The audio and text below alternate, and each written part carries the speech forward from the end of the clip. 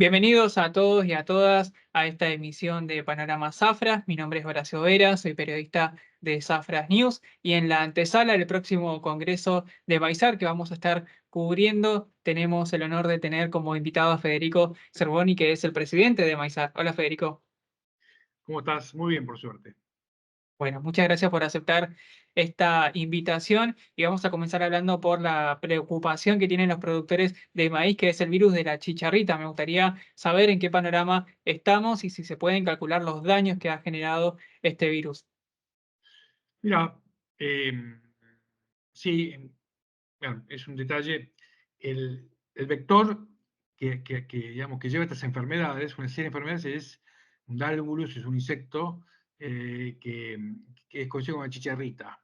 Ese inyecta dos virus y dos bacterias. El piroplasma es la principal, es una bacteria que inyecta en la savia, digamos, en la sangre de las plantas, transmitiendo estas enfermedades, ¿no? La chicharrita. Son dos virus y dos bacterias. Los daños fueron muy grandes, depende de la zona y la fecha de siembra. Siembras tempranas, que en Argentina son en septiembre, octubre, no tuvieron daño porque la población no era importante. Las siembras tardías, y cuanto más tardías fueron mucho mayor los daños, y más al norte, por un tema de temperatura, que había más población de este insecto. Entonces, las siembras tempranas fueron al contrario, una cosecha muy, muy buena. Hubo en todo lo que se sembró, que es el 35% de la siembra de maíz. Las fechas tardías, en el sur no hubo problema, o muy poco problema. Sí, un problema muy serio, una línea arriba de Villa María, norte de Santa Fe, Victoria, Entre Ríos. De ahí para el norte, todo Santiago del Estero, todo el norte de Santa Fe, Neanoa, los daños son considerables, llegando hasta la pérdida total de cultivo, muchas veces no solo en cantidad, sino en calidad. Esta plaga, esta enfermedad, digamos, hace que el grano quede muy liviano, muy corta el llenado del grano muy temprano, cosa que queda un grano con una calidad comercial no muy buena, no se puede exportar cuando tiene daño tan importante de esta plaga. Y bueno, los daños hoy están evaluados más o menos en un 25% del daño de la cosecha argentina. Digamos, las bolsas están dando entre 46 y 47 millones. Creemos que ese daño va a ser mayor, personalmente. ¿Por qué? Porque vemos daños, nos llegan reportes de muchos daños. Y como dije antes, no solo en calidad y en cantidad, un grano que se cosecha que casi no tiene valor comercial, sacando para alimentos especiales de ciertos lugares, eso también baja un poco el nivel digamos, la producción de maíz en cuanto al mercado, lo que se ofrece al mercado. Así que bueno, fue un año muy grande, nos agarró con la guardia baja, nadie la esperaba en esa zona templada, sí se la conocía en el NEA y en el NOA, pero bueno, estamos trabajando muy fuerte, que es uno de los temas principales del Congreso del miércoles que viene, de Golden Center de Maizar, para justamente ver cómo hay que manejarse con esta plaga en la campaña que viene ahora, ¿no? El daño viejo ya está hecho, importante que no vuelva a suceder lo que pasó este año. Sobre esto que mencionabas, de que les agarró con la guardia baja, ¿qué medidas se pueden tomar a futuro para evitar este tipo de situaciones? También me gustaría entender las causas de por qué apareció en este momento en el que se esperaba casi 60 millones de toneladas en un principio, ahora se recortó a casi 20, sin ánimo de adelantarme a lo que se va a hablar el miércoles, pero ¿qué, qué se puede proyectar a largo plazo para tratar de frenar este tipo de situaciones? Mira, es un tema bastante complejo que se va a tratar muy bien en el Congreso, pero ¿por qué pasó? Principalmente no hubo invierno en la zona norte, prácticamente no heló. Entonces, esta plaga come solo maíz. Entonces, al no helar, el maíz quedó maíz guacho, se llama, ese maíz que nace solo, o restos maíz de otras plantas. Entonces, como tuvo comida mucho tiempo y no hubo un corte de ciclo de una campaña a la otra. Entonces, empezamos la campaña actual con una población extremadamente inusualmente grande, lo que hace que en las generaciones futuras, como el crecimiento es exponencial, llegamos a este nivel de infectación que en lugares sí son manejables. Ya lo importante es, se está armando una red de monitoreo de más de 450 puntos en todo el país, junto a la Secretaría de Bioeconomía, entidades privadas y semilleros. La va a coordinar Maizar seguramente, un tema que lo estamos armando, preparando. Eso es clave porque cuando uno conoce la dinámica de población, si es fundamental en el momento que el productor vaya a sembrar maíz este año, que sepa cuál es la situación del insecto, cómo es la dinámica de población. Si no hay insectos, si no hay plaga, no hay principalmente mayor riesgo de sembrar maíz nuevo. Si apareciese durante el cultivo hasta que tiene maíz 10 hojas, hay un control químico, se puede mejorar el curasemilla que se le pone al maíz cuando se siembra, y si uno logra hasta esos primeros 40 días que el maíz tiene 10 hojas, ya prácticamente el daño está controlado, ¿no? No hay más daño después. De ya que es muy importante la genética, es un 50% lo que es la genética que aporta, digamos, el semillero con la tolerancia. No hay resistencia a estas enfermedades, pero sí tolerancia. Es muy importante el trabajo que hagan los semilleros de ahora en más. Pero bueno, eso no va a estar casi disponible este año porque la genética que está es la genética anterior. Hay diferencia entre genéticas actuales en el mercado. Son muchas cosas que tiene que ver el productor para sembrar, pero principalmente es saber, cuando va a sembrar una zona, cómo viene la proyección y la dinámica actual, en el momento actual de siembra, la plaga. Ya estamos viendo que con este invierno tan frío, ya estamos haciendo el monitoreo de esta plaga y las poblaciones están bajando a niveles, digamos, muy, muy bajos. Esto puede vivir 90 días, 100 días sin comer, que decir que ya la población para la campaña que viene va a empezar, estimamos, con niveles muy, muy bajos o nulos, pero digamos que esto es biología, ¿no? Uno no sabe cómo se adapta el insecto, qué hace la naturaleza, digamos, hay que entender la naturaleza, no querer pelearse o discutirla porque no va mal con eso, ¿no? Tenemos que saber cómo viene la cosa, monitorear, por eso ya nos va a agarrar con la guardia alta, digo, esta vez viene una plaga, nadie le dio importancia, porque nadie sabía que puede venir y que iba a estar, nadie la conocía, y ahí viene el daño que hizo. No va a pasar esto este año, y bueno, estamos trabajando mucho con todas estas medidas que te nombré y otras medidas, zona por zona. Hay que entender que el país no es igual, toda la zona, zonas más templadas, más cálidas, mucho más frías. Así que bueno, todo eso lo vamos a ver muy bien en el Congreso y también en posterior, ¿no? Porque no todo el mundo va a ir al Congreso, pero bueno, en el Congreso es un tema de los principales que vamos a tratar. Y frente a este escenario de recortes, de daños, como usted bien expuso, ¿ve alguna posibilidad de que crezca el consumo interno de maíz? Y también quiero detenerme en si existe la preferencia hacia otros cultivos como el sorgo. Mira, digamos, que aumente el consumo hoy, no creo, porque es independiente de este tema. Sí hay lugares que, digamos, ciertos sectores, yo diría que al revés. Yo creo que hoy ya saben, muchas personas que consumen maíz en las zonas afectadas, que la provisión de maíz va a ser muy baja en ciertos lugares, en el norte del país, no solo en cantidad, sino también, como dije antes, en calidad. Así que eso puede limitar un poco la producción. Antes la tenían, digamos, en el lugar y la puedo comprar más barato porque les contaban el flete a puerto. Esta vez van a tener que traerlo de lejos pagando flete, digamos, el costo en ciertos lugares va a ser mucho más complicado. La preferencia de otros cultivos sí la vemos, ya hoy no hay semilla de sorgo. Nosotros también somos la cadena de maíz y de sorgo, así que el sorgo siempre lo vimos y no lo vemos como un competidor de maíz, sino como un complemento del cultivo de maíz. Si uno le pone la tecnología del sorgo que le pone el maíz, los rendimientos pueden ser muy buenos, es un cultivo sumamente interesante. Obviamente se le abre una ventana al sorgo muy, muy buena con este problema, ¿no? Por el miedo que puede tener el productor, pero y si se puede sustituir, seguramente eso verá cada productor. Hay productores que van a sembrar más trigo, ahora que la humedad es muy buena en el perfil. Nosotros estimamos que es muy temprano para tomar esa decisión, no de sembrar trigo, sino de decir voy a sembrar maíz o no voy a sembrar maíz. Va a ir función de cómo evoluciona la plaga, con las temperaturas, con la dinámica poblacional. Desde ya que nunca le diría a un productor que siempre con una alta infectación de dálvulus o de chicharrita porque no le va a ir bien, Pero sí le puedo decir que si cuando va a sembrar los monitoreos, el seguimiento, no hay este insecto, no hay por qué no sembrar, o no tiene por qué volver a suceder lo mismo que este año. Al contrario, inviernos muy crudos, muy fuertes como está planteándose. Creemos que no va a volver, pero bueno, eso no lo decimos nosotros, ni lo podemos saber hoy.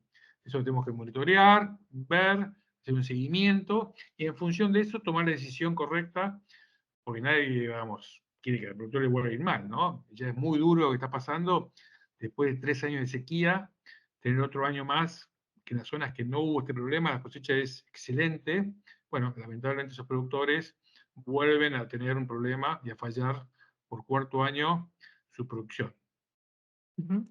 Federico, cambiando un poco la mirada de esta entrevista, le quiero preguntar sobre el UPOP 91. Algunos integrantes de la mesa de enlace, tres de las cuatro entidades que lo integran, reclamaron que esto va a limitar el uso de las semillas, algunos hablan de cierta privatización, mientras que otras entidades la defienden porque admiten que tal vez podría aumentar las exportaciones a largo plazo. ¿Cuál es la postura que tomaron desde Maizar?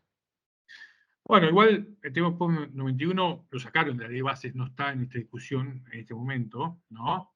Puntualmente el maíz no tiene ese problema porque no es una autógama, es decir, el maíz se hacen semillas híbridas en el cual se reconoce la propiedad intelectual porque se compra semilla híbrida todos los años.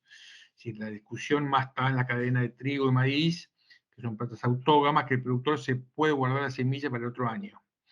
Es un tema bastante complejo, este tema. Lo que sí está claro es que la producción argentina tiene que reconocer la propiedad intelectual. Digamos, tenemos que ver la forma de ver una ley que está por encima de un convenio que puede ser POF 91, respetando la propiedad intelectual, porque si no, los beneficios, digamos, los beneficios de todo el avance tecnológico ya hoy no está llegando, lo estamos perdiendo, y en todo el mundo se respeta la propiedad intelectual. Quiere decir que acá tenemos que buscar la forma de adecuar la ley actual, que es del año 73, entre todos los sectores de las cadenas, me refiero de trigo, de soja, de todas las plantas hortícolas, que es muy importante poder contar con esa tecnología porque es muy caro no tenerlo, digamos, quedarse con genética vieja sin los avances de biotecnología. Creo que hasta el maíz es un buen ejemplo, ¿no? El maíz se respeta todo esto, y ahí tuvo el crecimiento hoy y los beneficios que tenemos gracias a la biotecnología, que si no tuviésemos que comprar semillas todos los años y no tuviésemos estos beneficios, sería muy perjudicial para el productor. Ese es un tema que venimos arrastrando hace mucho tiempo, el debate. Personalmente creo que hay que modificar la ley actual de semillas, reconociendo, como corresponde, esa propiedad intelectual, con números que sean acordes al real país como el nuestro, que, bueno, que además tiene retenciones, que tiene doble tipo de cambio, que a veces hay que ver un poco cómo el productor se puede adecuar su economía a las leyes estas de mercado, pero está claro de que hay que cambiar ese enfoque y hay que empezar a respetar una ley que como corresponde de propiedad intelectual.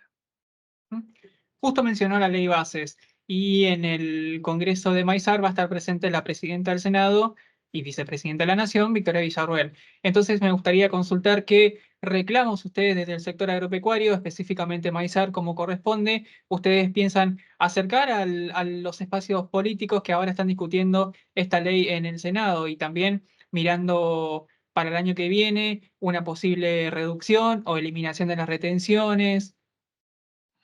Mira, bueno, es bastante amplio el tema, un tema de ley base que se toca ahora, que no tiene muchos aspectos con el sector agropecuario puntualmente, porque esta ley que vos decías, POF, la sacaron de esta nueva, digamos, ley que se presentó.